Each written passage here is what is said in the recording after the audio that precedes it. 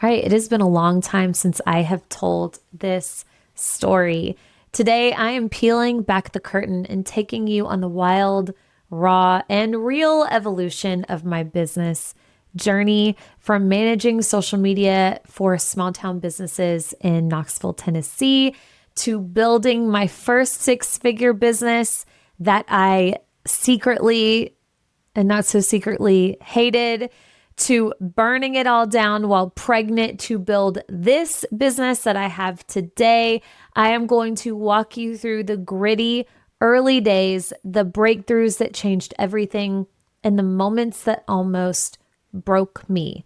From playing it safe with vanilla content to unleashing my voice, claiming my power, losing followers, and ultimately unlocking a level of revenue resonance and freedom that I honestly never thought was possible, at least for me. We are going to cover the seasons of doubt, the bold pivots, and the undeniable truth that I have learned time and time again. When you stop chasing the business and results that you think you should want and boldly move toward what it is that you actually want, that is when the real magic happens. If you have ever wondered what it really likes to go from invisible to influential to undeniable, this episode is for you. Let's dive in.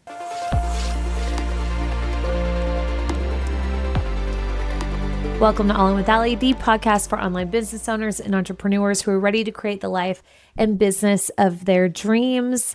I am so happy you are here. Like I mentioned in the last episode, I was on a coaching call with a few mastermind members, and I had briefly alluded to a time in my business where I was really struggling and I wasn't sure if things were going to work out, and, just like really going through it. And I made a really big bet on myself and still struggled for a few months.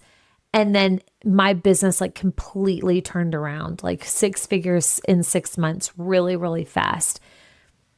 And somebody on the call was like, I need to hear more of this story. Like, have you ever told this story before? And fact of the matter is I have. But I've had this podcast since 2019. It's been a hot minute. So I thought it was probably time to kind of reintroduce my story from a different lens, a more wise lens than I've ever told it before, which is what we're doing today. So to start, I'm going to take you back to probably around 2013, 2014. I was living in Knoxville, Tennessee. I had moved there to finish school. So I started college at the University of South Alabama in Mobile, Alabama. I moved down to Mobile to live with my dad for a bit because I was having some serious issues after high school at home with my mom and my stepdad. So I moved down to Mobile where my dad was living at the time. And I started college at South Alabama. And then I was dating somebody at the time, and he was in Knoxville. So I decided to move to Knoxville to finish college, to be closer to him. While I was in school and in Knoxville, I had the privilege of bartending. I've always worked in the service industry. My first job at the age of 14, I waited tables. And from then on, to me, it just like, if you were going to have any job, why would you not have a job where there's not a cap on what you can make? Like, and this still drives me to this day. It's like, why would I settle for fixed income when I can make more? So I've always been in the service industry. I still kind of consider myself, it's different, obviously, but I provide a service and there's no cap to the revenue that we make here too. But anyway, my point in saying that is, I always worked in restaurants, and then I switched to bartending. And I put myself through college and bartended the whole way, which was rough. I don't necessarily recommend it because the hours of bartending are not conducive to the hours to be a college student, a thriving college student. But, that's what you can do when you're young. You can burn both ends of the candle. And that is certainly what I did. So anyway, I had started working for these nightclubs and I needed to make more money. I was completely on my own. Again, I was putting myself through school and I could only work on weekends. And I don't know, I needed to make more money. So I had asked the owner, because he had owned a few of the nightclubs in the area. So if you're familiar with Knoxville, I worked in the Old City. And the owner at the time owned multiple clubs. And I knew that he had, a full office, and he had a small team that worked in the office during the week doing admin type tasks. So I'd asked him if I could take on or if I could help part-time in the office. And I was really lucky because, he was like, okay, you're a millennial, you understand social media, we need help with social media. So that is how I even got into the social media space, was by him advocating for a skill that I didn't even really realize that I had that could be monetized. So I was like, whatever, I'll do whatever. So that's how this ultimately got started, is I started managing social media for this string of nightclubs in Knoxville. And I did this for a couple of years until I graduated school. And I was still living in Knoxville at the time when I met Chris, my husband, and he was living in Middle Tennessee. And when we started getting serious, we decided that I would move with him to Middle Tennessee, which is funny because that's actually where I grew up. And I swore I would never go back, right? I'd escaped Middle Tennessee, moved to Alabama of all places, which I would never do again. No offense to Alabamians out there, but it wasn't for me. Even in Knoxville, but I always said I would never go back home ever. And I'm not in the town that I grew up in Middle Tennessee, but we are close. So it's just funny, out of all of the men and out of all the places he could live, I happened to meet Chris Reeves, who happened to live very close to where I grew up in Middle Tennessee. And we did not meet because, we did technically meet because of mutual friends, but it's not anyway, it's very random that's how that worked out. Anyway, so we decided that I would move where he lived in Middle Tennessee.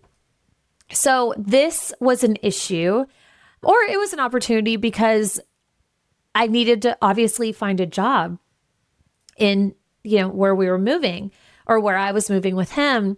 So I remember I put out all of these applications all over Nashville to be a social media manager, and I had visions of working for the music industry and working for, maybe a country music artist or something like that, or at BMI, or I don't know. I just had these visions of, wearing business clothes and walking through hallways with my heels and dressing the part and just having this job in Nashville. But I put out, applications all over the place. And when I tell you, I did not get one job, not one. And this was in 2015. And it was disheartening because obviously I needed a job, but I had just finished college. I put myself through college in hopes that I would get a job. I had studied business. I also studied entrepreneurship. I minored in entrepreneurship, which is funny because there was always a part of me that hoped to one day have a business, even though I had no clue at the time what that would be. And I was not getting a job at all. And it was actually Chris who made the suggestion to start a business, because at the time I had moved with him to Middle Tennessee, but I was still working remotely for the nightclub owner. And I would go there about once a week or so, do some work, and then do the rest of my work from home. And he was like, you're doing remote work for those businesses. Why can't you take on other clients? And at the time, my reaction to this was absolutely not. That felt like such a huge undertaking. Even though there was this part of me that thought I would have a business, when I thought of myself of owning a business, I always thought it would be a boutique. Like anytime I would think of owning a business, I thought I would own like a brick and mortar actual store. So this didn't feel like that vision. And I was like, but where am I going to find the clients? Right? Like all of the valid questions that anybody would have. But my initial reaction to this suggestion from him was like, I don't want to do that. That's not what I would much rather get a job, get paid, like the big goal was I just wanted to make six figures. If I could hit 10K months, that would be a dream of mine. And I could go in, I could look sharp. And that was my dream vision at the time. So, running a remote business did not feel in alignment with that. But fortunately, in hindsight, I couldn't get a job. So I really had no choice. I could, keep working for the clients that I had and be okay with a couple of grand a month, or I could go find new clients.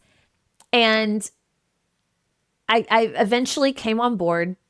I was like, you know what? Why not? Let's give it a shot. Let's see where this goes.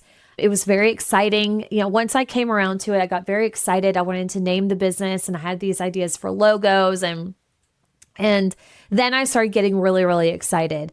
And I remember spending hours and hours and hours creating these business proposals and creating my first offers that I would, shop around to businesses essentially for, these different packages that I could offer their business. And I finally landed on, a set of offers and a proposal. And I can't remember who introduced me to my first client, but I somehow got connected to a plastic surgeon in the town that I live in. And they were like, hey, you should reach out to him. I think they're looking for help with their digital marketing. So I came in, looking professional with this folder, just like totally acting as if I had, any confidence that it seemed like I might have had was completely phony. I had no idea what I was doing. I thought he was going to laugh me out of the freaking room. The prices I was charging, because I will give it to myself at the time, because I was never somebody who was scared to ask for the money that I wanted. I always that always made sense to me. Like if I'm going to do a certain caliber of work, especially custom, it's going to come with a price. So I, of course, did market research and I saw what other digital, social media management businesses were asking for, but that didn't make sense. So instead of just asking for what everybody else did, I just created really juicy packages. And I charged more than what the average business was asking for at the time. Like my packages started at $3K a month, which was a lot back then, and went up to $5 or $6K a month for like all of it. Because I knew like if I was going to do this, I would only be able to take on a few clients. And I had these goals for it to be worth it. So I just kind of went into it with, well, the worst they can do is say no, and I'll move on to the next business. So I go in there completely naive, completely faking it till I made it. I did have the skill, right? I knew what I was doing there, but I had never pitched myself. This was so new to me. And I remember going in and sitting down with this plastic surgeon and his team, and they bought it. They bought it. And I was like, oh my God. And I remember going out to my car, like making sure I made it fully out of the parking lot and calling Chris and being like, I think they're going to pay me. And he's like, what? And I'm like, I know. I mean, just like, it was such a moment, but they got it. But the thing is, and what I realize is these businesses, and you'll notice like, and this is just like a little tip for anybody who does digital marketing, they don't know what they need. And they know that they need help, right? They just know they need help getting people through the door and they need more revenue. So I guess I brought a certain level of conviction and confidence to the table, albeit fake confidence at the time, that at least I could support them in that goal. I knew that I could come up with some creative ways and a way better way of them showing up on social media than they were currently doing. So I think that was enough for them to be like, okay, YOLO, let's give the girl a shot. So I landed that client, and then within a few months, I got a couple of other clients as well. And within, I want to say 4 to 6 months of officially starting this business, I was on track to hit 6 figures. I was at 10K months around there. Very fast, like very, very quickly hit this goal. And I just remember Chris and I being like, what the hell? Like, this is amazing. This is so exciting. And very shortly after I'd started like really gaining this traction, now I had this full scope of work. I had all of these things to do, all of these deliverables. I was a one-woman team. I didn't have a VA. This was really before VAs were a well-known thing. Not to mention, I just wanted to keep it super lean anyway. But I was doing all of this on my own and I hated it. And I've been very candid about this and I've shared about this a lot. But unfortunately, I hated it so much that I kind of got into this routine where I realized, okay, if I bust my ass, I can get my work done very quickly in the morning, and then I have like the rest of the day to do whatever. And I was working from home. Chris was working from home at the time.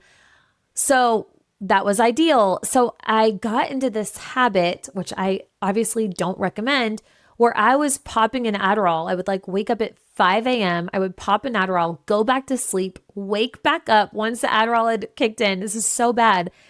And then I would just like, lock myself in my little office and hammer out as much work as I could and get it done as fast as possible so that I could not do the work anymore.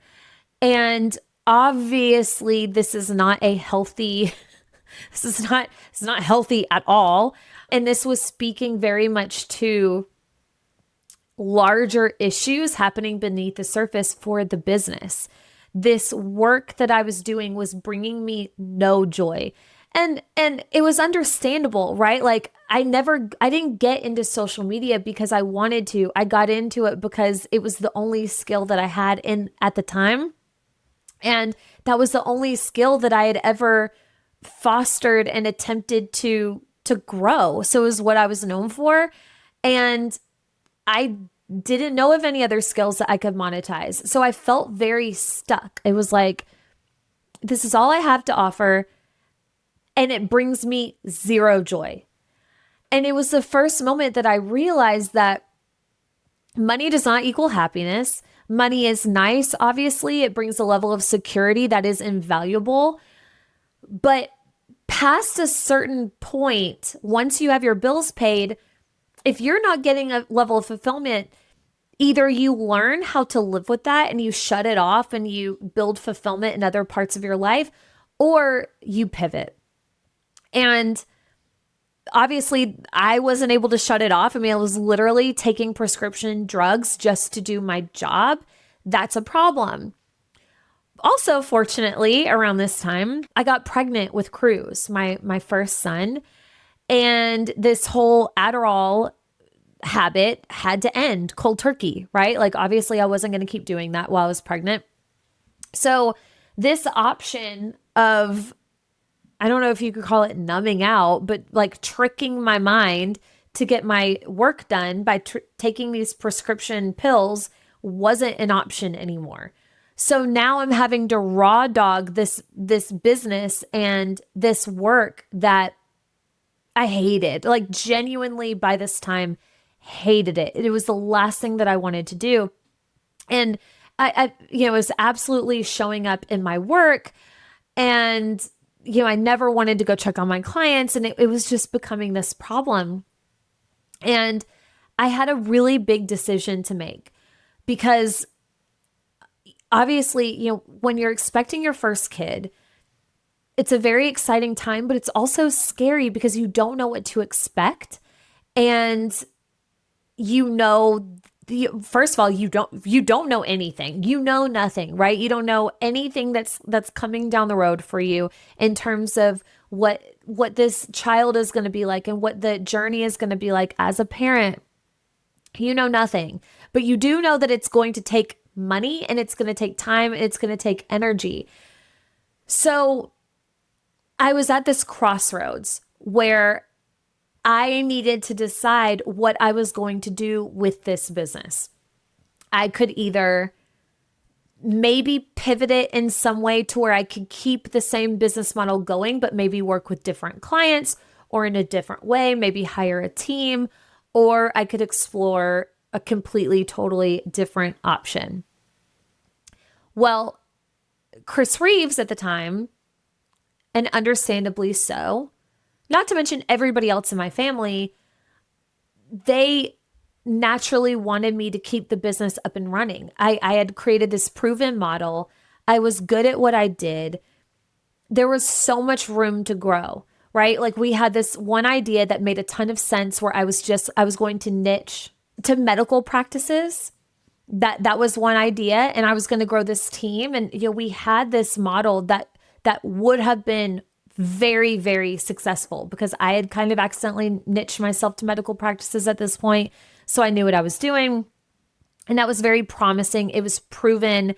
It seemed like the safe bet, but also not a bet because I was already doing it. It would just look like doubling down and shifting things to where I wasn't just a team of one. That made the most sense financially, logically. Everybody in my life, if I had asked them what they thought I should do, that was the move, 100%. And again, understandably so. All I know is every fiber of my being, every ounce of my soul was screaming at me to leave the business. I wanted nothing to do with it. I didn't want to think about it anymore. The idea, even if I knew I could scale it to 7 figures, 8 figures, freaking 12 figures, I don't care. I wanted nothing to do with it. There was so much resistance in my body when it came to thinking of growing that business and maintaining the good thing that I had built. And I didn't know why at the time. And I felt really guilty about it. I felt very irresponsible. I was like, why can't I just do the thing that makes sense? Why do I have to, abandon and burn things down? Like, we're having this baby. This is security. But again, like my soul knew. And in hindsight, that's why I'm saying that, because I could see that in hindsight. There was a greater part of me that knew what was available on the other side of taking that risk and abandoning that business. There was a greater part of me that knew I would be letting go of good to experience great. 100%. And I don't know what part of me was able to ultimately make the decision to make that pivot and close that business down. I don't know who she is or where, I don't know where she came from or why, but I made that decision. And I said, look, I know, and Chris, he was so sweet about it. He ultimately trusts me. So he was like, okay, I trust you if that's what you want to do. And that was the end of that. He's just the best that way. But even I was doubting myself. I was like, I don't even know if this is the right move. the other option feels like hell. So why would I move toward hell? That doesn't make sense. The other option feels terrifying because I don't know what's on the other side of that, but I would rather leap into darkness than keep driving on the road that feels like hell. Like that's what it felt like to me. So ultimately, I decided in 2018 to close down that business and officially start this business. I decided to, instead of managing social media, to teach it. And the reason why I did that is, again, this was the only skill that I thought I had at the time. That's all I knew how to do was anything related to social media. That's all I thought that I had. So that's what I did. I was like, okay, is this where I want to stay forever? No, but this is the only option that I can see that's available to me right now. So again, having the courage to do that for myself and not even know exactly like where I wanted to take this and still allow myself to do something that I didn't fully love, but trust that somehow, some way it would evolve. Hats off to that woman in 2018, that version of me. I don't know where she got it from. I mean, I have some ideas, but I did not have a coach that was teaching me this. I will say this. One thing that was working in my favor is when I still had this business and I wasn't loving it. This is like back when I kind of was starting to realize that I didn't love managing. I was still going to Knoxville. It was about every other week at this point to work with those existing clients.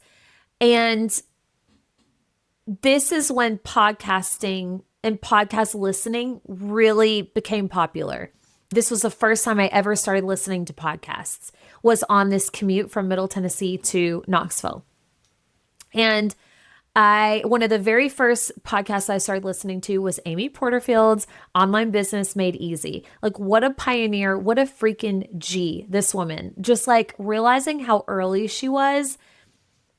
But I started listening to her. I started listening to Jenna Kutcher. And those were the first seeds that were planted.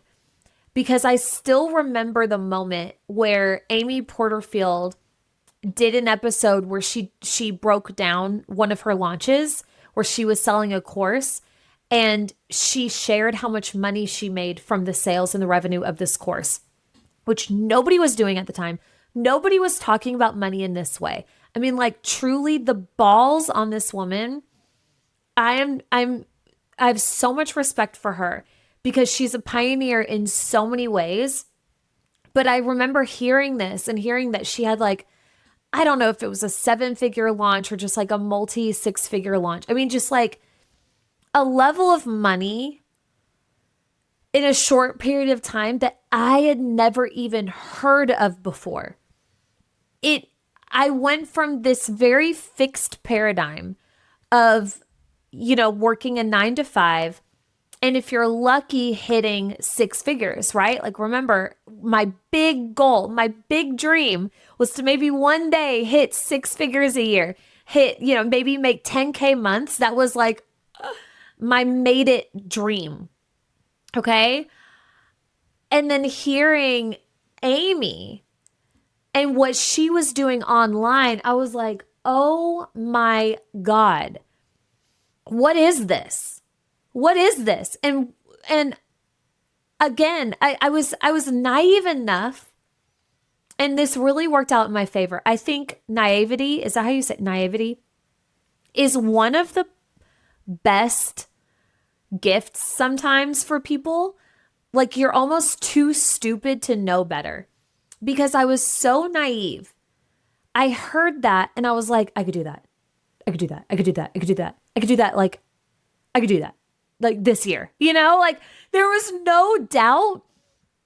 I don't know why I had that, but I had this level of ignorance where I was like, shit, if she can do that, I of course can do that. And I'm not saying that belief is ignorant, but I thought I could do it so fast. That's the level of ignorance that I LOL at all the time.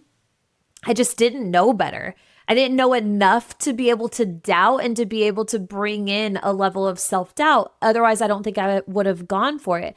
So anyway, those seeds were being planted prior to leaving my business. So, when I made the leap, I was like, well, okay, I can just do what Amy Porterfield does. I can create these businesses. I'll have these big launches. I'll be a millionaire, in the next few months. No problem. Easy peasy. And I literally, when I tell you, that is the energy that I went into it. It just was. It's so ridiculous. I was like, okay. I remember coming home and telling Chris how much money she made. And I was like, I can do that. I can so do that. And him looking at me like I was speaking Russian. Because to him, he certainly had never heard of that, but this was so new. This is not like the business landscape that we have today where everybody's doing this now. Nobody was doing this yet. No, but this was 2017 when I first started having these conversations. Almost 10 years ago, 8 years ago, a long time ago, which is a lifetime in the online space. So I had that going for me. I made the pivot, had cruise, and that year, 2018, I was like, okay, I'm going to be the next Amy Porterfield. That was like the vibe. And I'm going to teach social media. So I knew, okay, I need to create an online presence. I need to be creating content. I need to be building trust and credibility. And then I'm going to create this course and I'm going to sell it and I'm going to be a millionaire. And then I'll retire and I'll live in France and, the rest is whatever. Like that was 100% the plan. So I'm a new mom. I still have these clients. Luckily, I'd held on to some of them. Some of them I had fired. Like my local clients I fired. I was still working with the bars. I had a new baby. And now here I am trying to build this brand. And I built brands for other businesses. I had never built a personal brand before. Had no clue really what I was doing. I was just looking at what other people were doing and doing my best. I had this extreme fear of video. I hated how I looked on video. I mean this with so much respect for myself, but it's just the truth. I was busted. My teeth were jacked up. If y'all don't know, my teeth, I have veneers. I've had braces or Invisalign since then. I was busted. Not to mention, I didn't know what I was talking about. So the thought of showing up online and speaking from a place of authority felt so foreign and terrifying to me. So much so that like Instagram stories I don't think they were a thing yet. I can't remember when Instagram stories became a thing. I think it might have been in 2018. But I remember Instagram lives and Facebook lives were a really big thing. And I knew that I needed to be doing more video because like at the time it was really all like mostly static posts, but videos were becoming more of a thing. And I remember going months, and I mean months, being so scared to talk on video because I hated the way that I sounded, because I hated the way that I looked. And I would just tear myself apart. But I had this level of awareness that I was holding myself back, right? I knew, I was like, this is the mountain that is standing in my way. I can keep stopping at it and letting this slow me down, or I can get the hell over myself and get over this mountain. And I marked a date in my calendar and I said, on this day, I'm going live for the very first time and I'm ripping off the Band-Aid. And I did it. And I don't know how soon after I just started doing more video. Somehow I started getting more comfortable. I don't know how. I don't know why. Well, I do know why. It's because I started doing it and I just started becoming more comfortable. And the pain of not doing it and keeping myself stuck hurt more than the pain of doing it and sucking really bad at it, right? Like it hurt more to not do it than to do it. So I was like, fuck it, I'm going to do it. So I started doing video, started getting used to that, started becoming good at creating content behind the scenes. So I'm not selling anything, by the way. I'm not selling anything. Remember, this is 2018. So the coaching services in the coaching industry that we know today was non-existent. There were some coaches popping up, but it was, a fraction of what it is today. So much so, like, nobody was calling themselves a coach. It was truly the wild, wild west. All right. So where was I going with that? Oh, where I was going with that is, again, I'm working on this course, right? And I'm like, I'm going to create this huge course. I'm going to have this huge launch. I'm going to be a millionaire. So I'm building this course behind the scenes, but I had no awareness and I had no skills to put out offers in between. Like, I didn't think to myself, maybe while I'm making the course, also do some coaching. To me, I just wanted to be a course creator. I didn't want to work as a coach at the time. So I was like, I'm just going to do it this way. So this is why I kept my clients, because that's the only money I was making. So I was kind of playing this long game. And long story short, spent most of the year building this course, building a quote unquote brand. And in September 2018, I launched my very first course, Influence to Income Formula. Actually, it wasn't called that. Okay, so it eventually turned into Influence to Income Formula. But I think the first time I launched it, it was Influencer, something about influencer. I can't remember. It was an awful title, but I launched this thing. I had hyped people up. And again, I was so naive. I was so head in the clouds. I was like, this is my moment. This is where I'm about to hit it big. And I launched it. By the way, didn't know how to launch. Like, I had no clue what I was doing. I was just doing all I knew how to do and what I saw other people doing. Put it out there. I think by the end of it, I can't remember exactly how much money we brought in. It was under $1,000, well under $1,000, a few hundred. Compared to my goal of being a millionaire, it's hilarious. However, I had just pulled money out of thin air, right? I had just had my first taste, albeit a very small taste, of selling something at scale. I had just had my first taste of creating something from my mind and selling it to multiple people and serving people in that way, instead of doing it for them, teaching them the process. So let's just, for our purposes, let's say I made $400. That $400 might as well have been $400,000, because that's how I felt. I just knew if I can make this amount of money, I can make any amount of money. That's the equivalent in my mind. I was like, if I just pulled $400 out of the air, I can pull 400 million out of the air. Like, watch me. I will do this.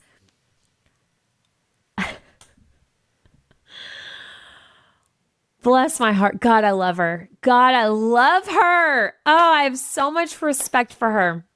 That version of me. Because I did things so differently than what anybody probably would have told me to do. I remember this caused so many problems with Chris. Not like problems, but he was just like, he would always come at it from such a logical perspective, right? So I made this money and I was like, babe, I figured it out. I got it. I know what to do next time. I'm firing my clients. I need to go all in on this. Because remember, I had a new baby. At this time, he's not working from home anymore. He had a job in Nashville. So he was commuting. He was gone, I shit you not, from like 6 a.m. till 6 p.m. every single day. So I had like 2 90-minute windows in the middle of the day to do all of my work. And at the time I had started taking on clients, I was now, he would get home. I was having to like work in the evenings because that's the only time that I had. I had no help, nothing. And I just knew, I was like, the only way this is going to grow is if I pour more into it. I'm giving too much of my energy. I'm having to manage clients over here while I actually want to be growing this business. Something has to give. And I wanted to fire all of my clients and I just wanted to go all in on my business. And to his point, he was like, fire one of them. Take on less work, like lower your, like smaller packages. You don't have to go all or nothing. Like just do it safely. But that is not how my mind works at all. It is, I am such an all or nothing person. And I was like, I'll think about it. And then the next day I fired everybody. I was like, hey guys, I made $400. I'm going to be a millionaire. See you later. Have a nice life. Like that's how it happened. He was not thrilled, but he was like, whatever. Obviously can't tell you nothing. So let's say this was October 2018. That's exactly when this was. October 2018. So a month after I had flopped this course, but in my mind, the potential was there. The writing was on the walls. Fired my clients in October. The rest of that year was hell. It was so hard. I had no money coming in. Any amount of money that I had saved up from clients or anything, I gone. Also, I had put my first coach ever on a credit card, which Chris had asked me not to do. He was like, make the money and then invest it. He was like, I don't care. Invest all of it into the coach. Just don't put it on the credit card. I was like, I'm doing it. Put it on a credit card. Don't recommend that. But I did it because I just knew. One thing that I had working in my favor at the time is I understood the value of my time. I've always had this weird understanding of the value of my time and the value of money. I always had this weird understanding you can always make more money. And this is coming from a woman who grew up in a household that never had money. I don't know where this came from. It's just somewhere in me. So I was like, you know what? I'll ask for forgiveness later. There are things that I need to learn so I can go. I need my time so I can go. Fire them, hire her, put it on the credit card, ask for forgiveness later. And those last few months of 2018, and then I'll say probably into January too, were awful. It was such a, I guess one way to think about it is like being forged in fire. I don't know, because it was so hard to make money. It was so hard to sign clients. I really didn't have the confidence. I didn't know the business model. I was just throwing things against the wall, hoping that something stuck, while also maintaining my confidence, while also trying to be a mom for the very first time and a wife, and like, it was a really hard moment and period. And then sometime in the new year of 2019, things started to slowly build. I didn't stop. I didn't retreat backwards. I had every opportunity to go back and ask for those clients back and to take on that work. I kept at it. I let myself be uncomfortable. I doubted myself, but I kept moving forward. And at some point started building momentum. And then in 2019, by June, we had hit 6 figures. So I made 6 figures in 6 months in this new business of mine. So in 2018, we closed the year and I was in the negative, like big time negative. 2019, just something switched. And all I'll say about that time is in the moment, and this is why I think I'm such a good coach, because I've been there and I can empathize and I can say in the moment that felt like a lifetime. Like telling that story, and it never ceases to amaze me how short of a time period that feels in hindsight, right? In hindsight, October to January, is no time. It's like, okay, that's what, 3-4 months? That's nothing. In the grand scheme, that's nothing. Nothing. In the moment, it felt like a lifetime. And it always feels worse and it always feels longer because you don't know when it's going to end. You never know when it's going to hit. And I didn't know. I just figured, you know what? Worst case scenario, I just have to get another job. Worst case scenario, I have to go back and do work that I don't want to do. And so be it. But I'm going to give it all that I have. And I went all freaking in. And we hit 6 figures in 6 months. And never looked back from that point on. There's been ebbs and flows. No doubt about it. But we never looked back. Okay. So I think what we should do, because I'm looking at my notes that I have to share with you, I have so much more. Like, we haven't even gotten started. We're like literally 1 year into this business journey, and we have a lot more to say. So I don't want this to be a 90-minute long episode. We're going to stop here. This is just going to be a part 1, part 2 situation. And when we come back, we're going to talk about why I launched the podcast. I had a massive, massive business pivot that happened shortly after this time. I navigated 2020 and the pandemic with this new business. I mean, we have a lot more to cover. So tune in next week. We will get into it. If you have any specific questions or anything that you want me to get into, comment on the YouTube video. Otherwise, I will see you here next week. Bye.